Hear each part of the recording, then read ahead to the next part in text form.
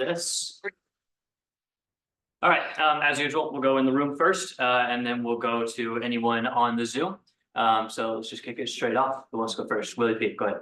Housekeeping, do you have any changes in the injury or availability update in terms of what we have for this? Yeah, so Patrick Ajimangi's back. He's trained with us the last few days, so he's available for selection now, which is really good. Other than that, it'll be the same as.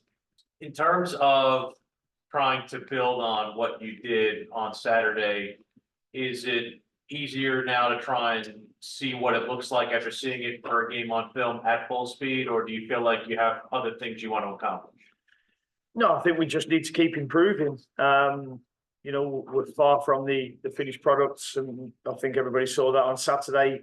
As good as it was to keep a clean sheet and you know, go and win the first game, you know, we've got to be better with the ball, and there's certainly periods in the game where we've got to be better without the ball as well. So there's many things that we've been working on to improve, but what we want to continue is the momentum that we've got from, you know, getting that first win and another clean sheet. You mentioned the Enzo gave the penalty to Carolyn after the game. Is that a conversation that you either have to have with him or Ashley has to have with him to be like, maybe you're more assertive in taking that maybe in the future? Yeah, no, there's a conversation that will be had, and we'll dedicate the penalty taker, and we'll make sure that they take the next one. And last for me is, you know, long trip. What does your team kind of go through to try and ensure that you're at least keeping things as normal as possible? Well, to be honest, I don't know yet because it's my first long trip really, apart from pre-season travels. You know, I'm trying to decide whether it's going to be like a 5-hour bus journey in the UK, or is it just is it literally a 5-hour plane journey that's going to take it out of you? I've got to, you know, sample that for the first time. You know, but led by the performance team and the coaching team. We've all done it many times before, but we're trying to be, you know, as consistent as we can be for the players. So, you know, we land and eat, and you know, so our body clocks aren't out too much. Will you go out tomorrow, or will you go out? Yeah, we'll go out tomorrow. Okay. Yeah. The Vancouver has yet to play a game. They've only played preseason. What do you know about them? Yeah, there's not much film. They've played Champions League as well, though. They played against Tigres in the Champions League, so we'll watch them games. We've obviously had some friendlies as well, but sometimes you've got to be aware of the unknown. As you say, they haven't played a game yet, so it'll be interesting to see, you know, how they are. They're at home for their first game of the season, so they'll certainly want to put on a show for their home crowd as well. So we have to be very respectful of the opposition, but certainly not fear them. You mentioned, you know, this would be your first experience like traveling, I guess, to another country for a league match. Has your performance been ready when you mentioned like maybe some of the things that you should expect, right? You're going on a 3-away match then. Yeah, they talked about, you know, some of the things that have happened and can happen, and it's more of when you get back, to be honest. You know, you landed at 4:30, 5 o'clock in the morning, you know, so how does that following week look? It's going to be obviously a lot different to how the week after certainly a home game looks. So we've got to make sure that we plan for that. So, you know, we're ready for that Toronto game after the Vancouver game. Thanks. And then last press conference, you mentioned you were maybe 2-3 players away from having a full squad. Do you have maybe any update? Or are you expecting any players anytime soon? We're still in negotiations. You know, so we're hoping to have a player within the next 7 days. You know, we've had movement a little bit. Diane's gone back to France now for his interview, for these appointments as well. So hopefully we can get that through pretty quick as well. But we're certainly trying to move on a couple now. Cheers, Steve. The team's mentality will go through different aspects during the course of the season and how things play out. But now it's early. You still have yet to lose a game in combat. Have you seen anything though different from the preseason to now having that first game with points be a victory and an important one at home to where the mindset is now? No, I mean, I keep talking to the players regular because, you know, we've had 6 preseason games and we've also had obviously the first MLS game of the season, and we have to make sure that, you know, our commitment and our consistency is the same. But I'm quite clear with them that we still haven't gone behind in a game yet. So, that's going to happen. That's what happens in the game, and it's how we react when we go behind in the game. And hopefully there's not too many emotions with that. We just consistently do the right things, because that's how you'll get back into a game.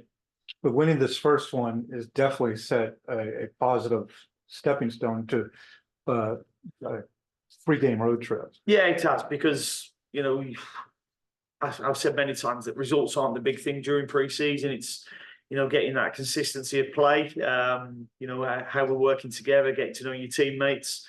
But that first game was, a compliment to the team and the shape and their discipline, how they played together. And, from that, you can hopefully take some momentum into the next games, albeit, 3 games on the spin. And the last thing was, now that you've had a chance to review film of the last game and see the whole thing in different contexts, like on a 1 to 10 scale, how would you rate that game for it being a first game? For us, it was a 6 out of 10. There's lots of things we can do better with and without the ball.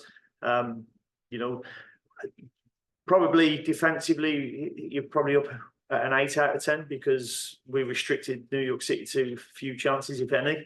They've had the one where they're put over the bar. Apart from that, their XG was 0.5, I think. If you're keeping somebody to that, they're not getting many chances. So that was a big thing. But with the ball, we can be a lot better. Our possession was a little bit loose at times. We weren't as composed as we can be, and as what we've shown. And that's the thing we have to get better at. Right, and you got 33 games to do it. Yeah, too right. Yeah. You mentioned there's a lot of things you need to get better at. What's one thing that you guys have worked on the most this week? Probably how we link it up in the final third. I thought some of our build up to the halfway was quite good. But then how do we link it in the opposition half, where we're looking to get our runners into, where we can combine, and the different crossing areas where we want the ball put and where we want our forwards to be.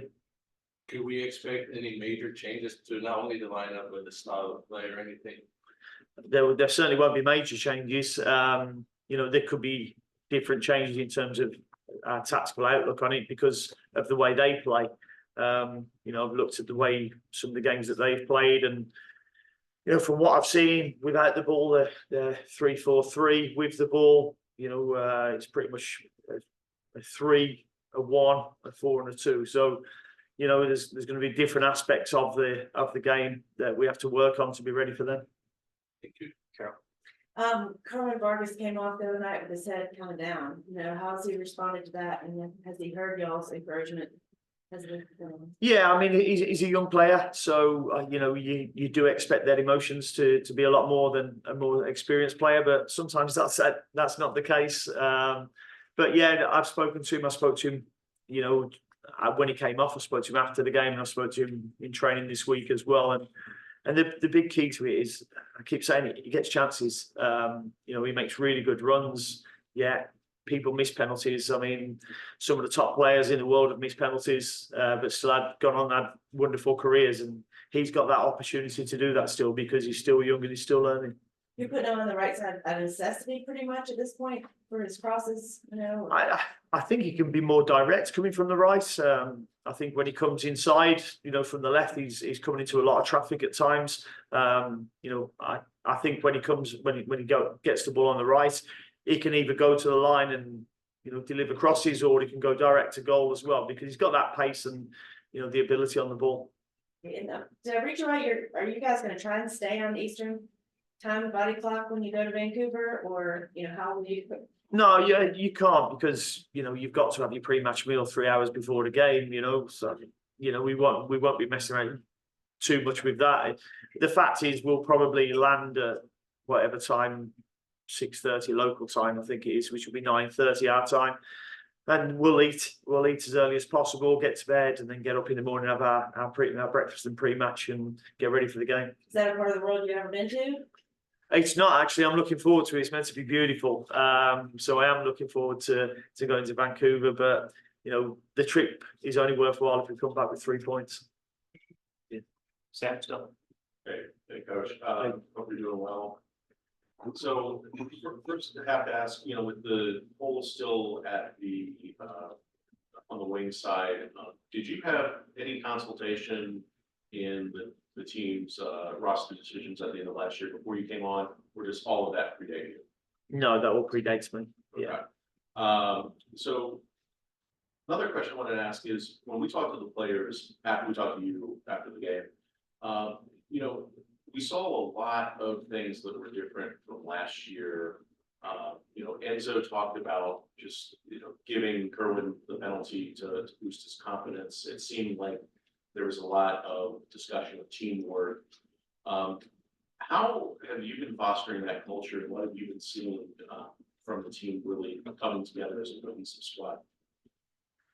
I mean, I think I've said many times I can never judge what's gone on before because I wasn't there. But from every club I've gone into, and I'll keep saying this, every institution I see that's successful, there has to be a group mentality and a teamwork and a togetherness. Because if you get an institution or, as it is here, a football club all moving in the same direction, it's really, really hard to stop. And that's a big thing that I think has to be part of our culture as a club. Not just us, but our supporters as well. You know, I've been to a game before and sampled obviously that first game, and the atmosphere is incredible. And we have to harness that and ride with that as well, and make sure that we're all moving in the same direction. And finally, you know, I've heard a couple people complaining about the pitch in Vancouver. You know, how do you deal with the situation like that, where people, you know? The what, sorry, in Vancouver? What? The pitch. The pitch. Oh, sorry. What is it? The fish? I was like, It's very good. great sushi. Yeah, I've been told it's a big pitch. I've been told the surface is a little bit different to ours, but until you get out there, I don't know. But I know I've said to the players, my motto has always been, you know, excuses are well-planned lies. It's the same for both teams, you know, so we have to go on and play the best game that we can. You know, force them into mistakes where we can and play to our strengths and their weaknesses. Thank you very much. And Thank you. will the team be getting its first one on Canadian soil? Let's hope so. Let's hope so. Bridget, you still have one? Yes, I do. Good. First off, I wanted to see, has there been a wine delivery to the back line yet? There has been a wine delivery, yes, and I'm hoping there's going to be many more. So I took up membership of a local wine, Great. wine place. Great. Is there potential that we see Pat and Nympha playing this weekend, or maybe Nympha starting?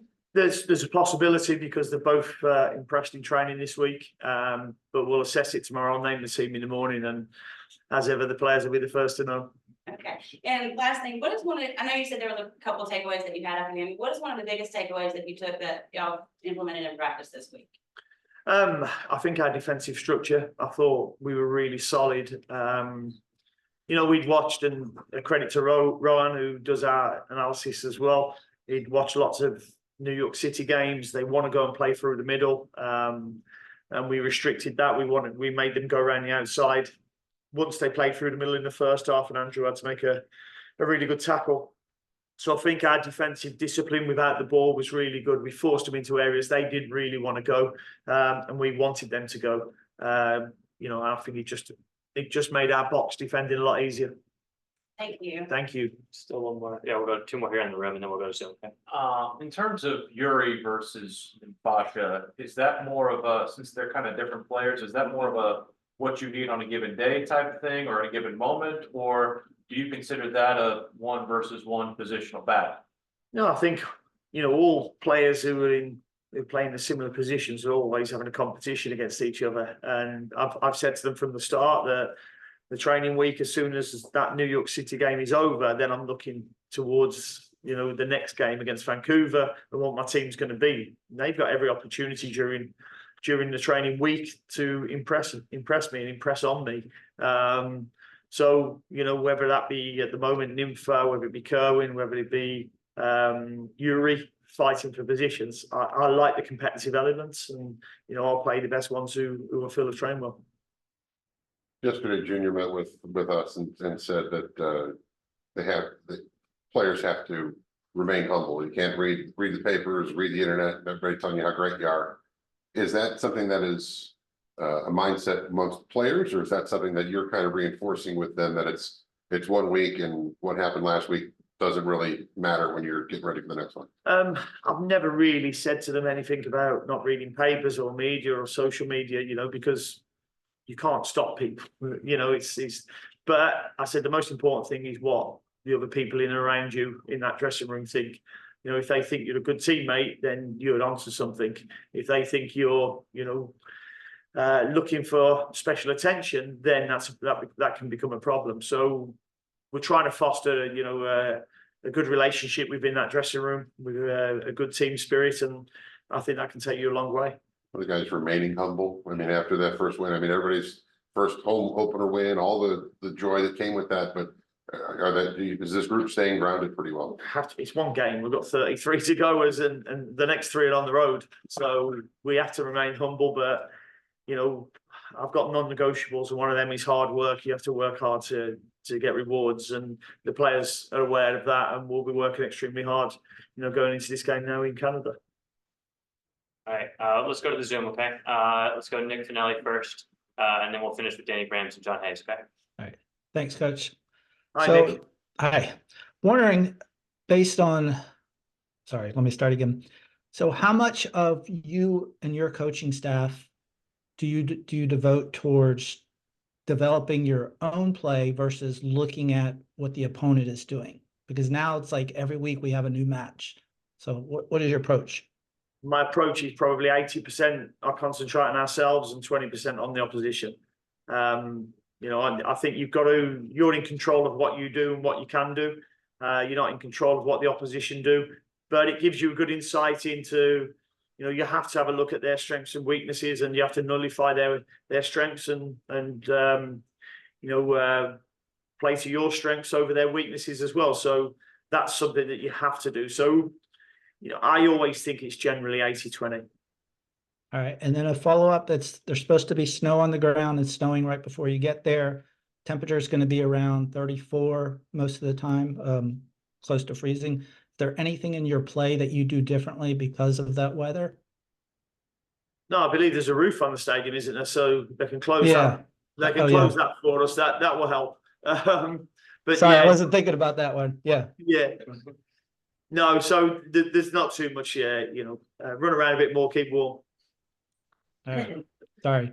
No worries. Thanks, Nick. All right, thanks, Nick. Okay, Danny, then John. Hey, Coach, how you doing? Hey, Daniel. Good, thank you. Fantastic. 2 questions real quick. One, what was it like to see such a great reaction from your home country in the opener? Tons of British and UK publications did all kinds of write-up, and you really made a splash. I know there's a long way to go, but that was one of your stated goals, was to sort of test your wits in a different culture. How did it feel to be successful in your first go? Hey, it was great to be successful on the first go, that's for sure. But as far as, you know, what we got from the UK, I've no idea what was out there. I'm not one who goes looking. They're all over it, man. Every publication has a Dean Smith is going to prove them wrong article from Shropshire to London, man. I'm telling you. Well, I don't do much media reading or social media reading for that. You know, I've got too many things on my plate to worry about that. All right. Well, other thing, I just want to drill down on this moment. You've talked a lot about the advice you gave to Kerwin about missing the penalty. Everyone misses them, and that, you know, we all saw that moment. I want to sort of flip it a little bit, because we talk about sudden change in soccer. You give the ball away in transition, you have to be ready for a sudden change, right? Yeah. The thing about that moment with Kerwin was it was right at the time that Nimfash is going on for his debut. So what was the sudden change of sending a player out for his debut and then needing to do that consolation move? What's going through your head on the contrast there? Yeah, I mean, I was looking at Kerwin, and you could see he was emotional after he missed the penalty. And, you know, we spoke on the bench about whether it was the time to change him then, but I didn't think it was. He was still causing them problems. And I think he had his one-on-one just after with the goalkeeper, just after the penalty. And I think he set somebody else up as well with another run. So he was doing okay. And I didn't feel that was the time to take him off. I just felt, I think it was about 10 or 5 minutes to go, and just thought that was the right time then to get Nympha on. It looked like we dropped a little bit deeper, and I then felt that, you know, Nympha with his directness would probably, you know, go and create another chance that could kill the game off. And, you know, he probably should have done a little bit better with his final pass. We done some review on it, and JP, who came on as well, I felt should have ran past and overlapped Nympha, which would have given us a big chance in the 94th minute, I think it was. Excellent. right. Thanks, coach. Have a safe flight. Thank you, Daniel. Okay, final one, John. Hey, Dean, thanks for squeezing me Hi, in at John. the end here. Yeah, good, thanks. I know you were super intentional about building out your staff and looking for MLS experience. I just wanted to ask about how Miles Joseph is integrating into the club and how much of an asset he is on a week like this, especially, you know, the last 5 years being in the Western Conference, a guy that knows Vancouver really well. What's your relationship like with him, and how's he getting along with the players? Yeah, no, it's really good. My relationship with Miles is strong. You know, he's everything what I thought he would be. He's very sociable. He's mucked into that coach's room straight away. It helps that he's already worked with Rohan before, I think at Portland. You know, so they've got a relationship already. And as you say, he knows the Western Conference like the back of his hand. He's worked in it for a long time. You know, so when we have games like this against Vancouver, he comes into his own. So yeah, he's been a really good hire so far. You know, and I'll keep him on his toes. So that's what I say so far. Fantastic. Well done. And then somebody else to keep on their toes is Scott Arfield. Danny and I, we always talk about kind of where he can fit into the squad as a super sub. We saw him come in at the number 10 position. Is that kind of where you see him making the biggest impact on this squad? Yeah, I think when we play with just the one sitter and 2 8s, I think he can be an 8. I think when we play 2 and a 1, he can be the 10. He rolled his ankle a little bit after 3 or 4 minutes of coming on Saturday. So he didn't train in the early part of the week, but you know, being the true Canadian he is, he's put himself forward for the last 2 days of training. But he'll be a Scotsman this Saturday. Fantastic. Good luck this weekend, Coach. Thanks. Cheers. Thank you. Cool. All right. Thanks everyone on the Zoom. Thanks everyone.